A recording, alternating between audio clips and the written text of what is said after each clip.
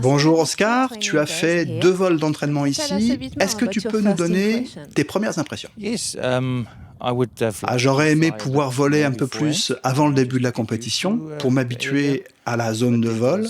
Mais le premier jour, c'était un vol de contrôle de ma licence. Et le premier vol d'entraînement était juste un vol de vérification de mon planeur.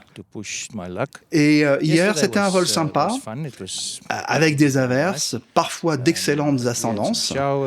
Bon, ça s'est très bien passé, mais j'y suis allé tranquillement, un peu en retrait des autres pilotes pour bien les observer. Sur une journée d'entraînement, j'ai préféré ne rien tenter d'exceptionnel. Et comment t'es-tu préparé pour venir ici? Je me suis pas vraiment préparé. Avec le Covid, toutes les compétitions en Afrique du Sud ont été annulées en 2020 et 2021.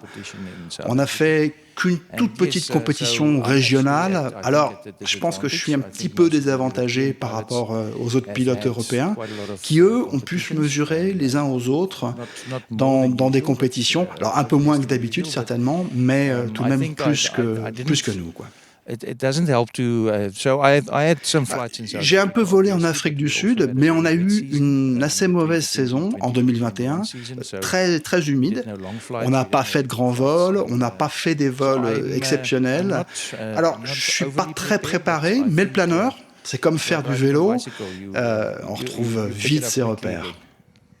Alors, à propos de l'Afrique du Sud, vous avez des montagnes au sud. En quoi sont-elles différentes des Alpes?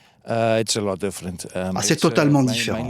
Ce sont principalement des falaises assez basses, entre 300 et 500 mètres. Alors, on longe ces falaises, on ne monte pas beaucoup, sauf quelquefois quand les plafonds sont hauts au-dessus des crêtes. Mais on vole plus vite en restant bas sur les falaises. À l'est du pays, on a des montagnes dans la région du Drakensberg, mais c'est plutôt pour des vols fun, où on fait un peu de vol d'onde en juillet-août, mais le reste de l'Afrique du Sud est plutôt plat, et c'est donc plutôt du vol en thermique. Donc ici, à Saint-Auban, si on a des bons plafonds, je serai plutôt comme à la maison. Et par contre, si le nuage sont bas, je serai moins à l'aise. Est-ce que tu as utilisé Condor pour t'entraîner?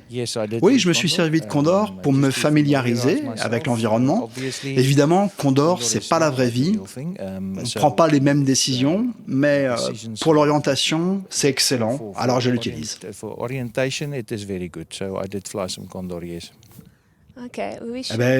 On te souhaite une bonne première journée et amuse-toi bien. Merci. Merci beaucoup.